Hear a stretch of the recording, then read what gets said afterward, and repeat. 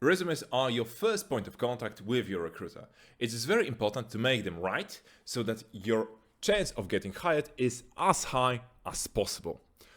Let's analyze it using an example, my actual real-life resume that I have been using back when I was looking for a job.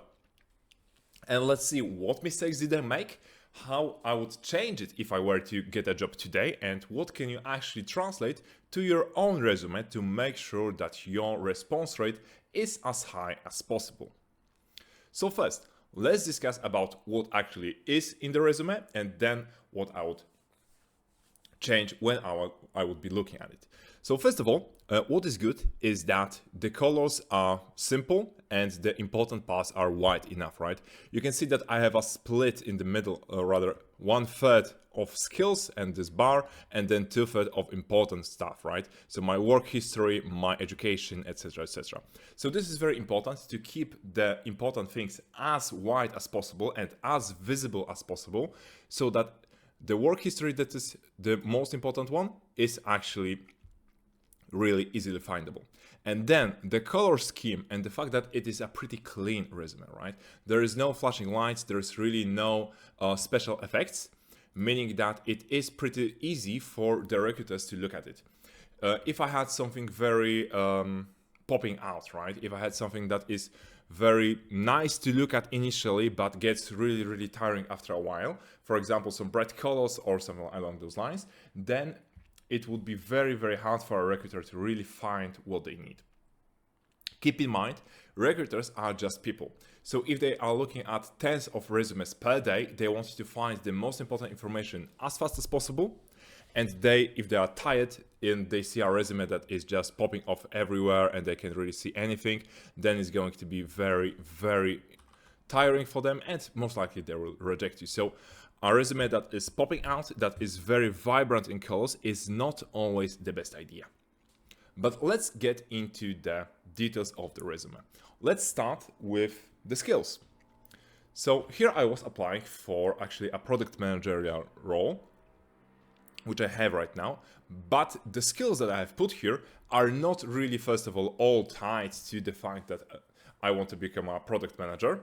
Always adjust the skills so that they reflect the position that you are trying to apply to. And then I have been using progress bars, right? As you can see here, yeah, everywhere. So progress bars, stars or dots are not a very good way of showcasing the skills that you have. It doesn't really tell much. It's very subjective. The recruiter will not know what do you mean by very good. Is the Java skill very good? Does that mean that I'm a senior? Am I a principal? Am I a junior? The product development being very good. Yeah, strategic planning. Yeah, those are skills which are also very fuzzy. So it's very hard to say what actually goes into them, right? The communication and teamwork one, yeah, not very descriptive. So first of all, what I would change here is move the important skills to the top for the position that I'm applying to. And then, second of all, what I would do is that I would split the skills which are like hard skills for the job. And then I would get the softer skills split at the bottom of this list of skills, right? So that it's easily findable what I'm good at in terms of hard skills and what I'm good at in terms of soft skills. And about the progress bars. The best way to showcase what you have been doing and what the level of your skill is actually writing this out in your work history, where you input the things that you have been doing at what level, and it's much more descriptive to really convey the level of advancement that you have in a particular skill. So to sum it up, don't ever use the progress bars or anything like that. It's very, very confusing. It's way better to just use the work history as a representation of what you have done. Let's move on to the languages section. So here I've put that my English is excellent and my Polish is excellent, right? Yeah, not a very good technique as well. What I would do differently right now is, first of all, for Polish, I would just write out that I'm a native. And if you are native in any language, this is also something that I suggest you to do, so that you can mark that you are native in a specific language. And for other languages, right? So English, Spanish, German, anything. If you do not have a certification, do not put B1, B2, C2, C1, any sort of level.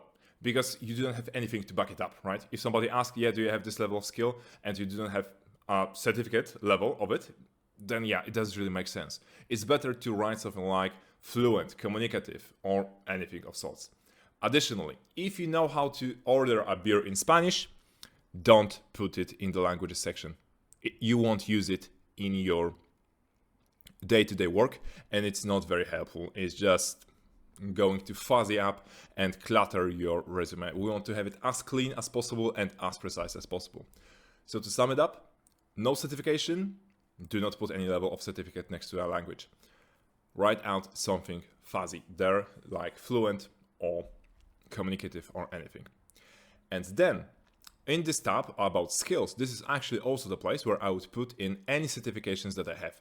If it's in a skill in product development, in Java language, or for example, any languages, then I would put it in this skills section so that it's dedicated and it's still in the context of the skills that I have at this point in time, because it is very easily translatable to this section. So those were the skills that I have. And now let's talk a little bit about work history. Of course, in the work history, do not put any vacation jobs or anything of sorts, flipping burgers. Not that there's anything wrong with that, but I imagine if you are applying for a software engineering role, your flipping burger skills are not really going to be very important, right? But if you don't have the experience, commercial experience of a software engineer, then put in here actually your GitHub resume. Put your GitHub resume, your project that you have been doing, your portfolio rather, or if you have anything deployed to the cloud, include a link somewhere around the project description. So write out for how long you are learning Java or any other language. Write out the projects that you have been doing, like I have my experience from the past. And then what you have been doing within the project, right? What was the goal of the application? What have you achieved there? What technologies did you use? And the link where you can find it. If it's something that you have deployed into the cloud and can be viewed, for example, a Spring Boot application, then make sure that the link is, first of all, presentable, and after it is clicked, your application is working. So that's very important. And if it's in GitHub, make sure that the README of the file of the project that you have is also presentable, that it conveys all the information properly, and that if somebody reads it, they know what is actually within the project. And then when describing a project, write out what you have really developed in a shorter version of the README, so to speak. But if you already have some experience, for example, internships, being a junior or anything of sorts, then you need to write out what you have been doing and what skills did you actually acquire. For example, if I take a look at my software engineering experience, I was developing a log monitoring feature, work with processing of big data in cloud environment, knowledge of SaaS and managed deployments, blah, blah, blah, blah, blah. Actually, out of those, only this one and this one is useful to our recruiter, and maybe this one. Knowledge of SaaS and managed deployments and development of log monitoring feature, yeah, those are very, very, let's say, specific to the place where I worked at, and don't really give much value to the recruiter. So write out something that really gives you overview of the skill, but don't write anything domain specific that really doesn't apply. I should even write out here what I have been doing specifically, right? And then the technical product owner, yeah, this one is a bit better about what I have been doing, but still not much in terms of the value that I have delivered. If you're looking at the items that you have been doing, write out, for example, that your application was used by thousands or millions of users, that it is a big environment, the customers that your company have or had in the time that you were working there, or who was using this. So it will be it will have much bigger impact on the recruiter that is reading this, right? And then, of course, this is the name of the project that I was working at as a product manager. Yeah, it's not really telling much, right? If you do not know what the product of Dynatrace is, yeah, it doesn't really tell you much what I have been doing. So it really doesn't matter. So domain-specific things, for example, a project with your friends that you have been working on, if it's not something that is easily translatable to a skill, do not put it in and rethink a little bit how to phrase it. So how I would do it right now is I would write out exactly what I have been doing, for how many people, what were the skills that I have developed, and why was it valuable for the things that I have been doing. And in terms of software development, of course, the technologies that I have been using. For education, I actually like the education part the most out of the entirety of my resume. Why? Because it is very short, it is very concise. And my tips for it is, don't put anything below high school. Put your degrees that you've got from the college, if you have any. And if you are still in the process of getting an education, then also write it out with the prognosed time of finishing it. Because then it will be much easier for the recruiter to know how much time actually they can have out of you. Or for example, if you need to split like 3/5 of our work or anything of sorts to attend the classes in college. So those were like the hard parts of the resume. Let's talk a little bit about softer parts, right? So how to make the recruiter that looks at it like you. So first of all, get a good picture. Go to a photographer, get somebody from your family to do it with a proper camera or anything of sorts, or even a high-end phone will essentially do the job, right? But make sure that this is a pretty picture. You don't have to look stunning in it, but still make sure that it's of good quality, that you are well-maintained, you are smiling, and this is something that is actually making you likable to the recruiter. Because at the end of the day, there are still people, if they can connect a resume to a person, then put it in, for example, in this section, so that it's easier for people to really connect this to a specific person, right? It makes them like you. It makes it more highly probable that they will hire you. Then the two sections that you can use to also make it easier for you to be recruitable is the interest part, for example, where you put in what you are doing in your spare time. Why is it important? Because at the end of the day, if you click with the recruiter and they see something that they also like to do, then they will remember you and they will be highly more interested in actually making you a part of the company. So it's not something that you need to write out in terms of like, playing video games, listening to music, something really generic will actually have an opposite effect. So write out something interesting that you do, and don't write something very, very generic like I did with technology, right? Everybody's interested in technology. That's why we work in IT. And that's why everybody wants to switch to it, right? So don't put anything generic, just put something that, first of all, you like, and second of all, could be interesting to other people, so other people like, but not in a very, very generic manner. Then last but not least, about me section. I mean, it's pretty good. I wouldn't really change it much because it really tells much about me. But if you were doing this on your own, first of all, don't use ChatGPT. Everybody knows if something is from ChatGPT, or even if you use it, then use it in a moderation so that it's not really fully just straight up from ChatGPT. Make it personal, do not sound like a machine, so that people can actually like you when they read it, right? They know something about you after reading this. So with that being said, let's just go through the list of points about how to make your resume a bit better.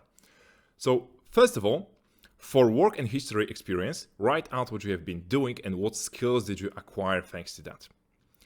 Second, if you don't have any working experience, include your projects with a short summary and a link to a web page/repository. Make sure they are presentable, README is present for GitHub projects, or the SaaS application is actually working. Only list relevant experience. So if you have experience as a baker, of course, write out that you have been working with a company, that you have been working within a team.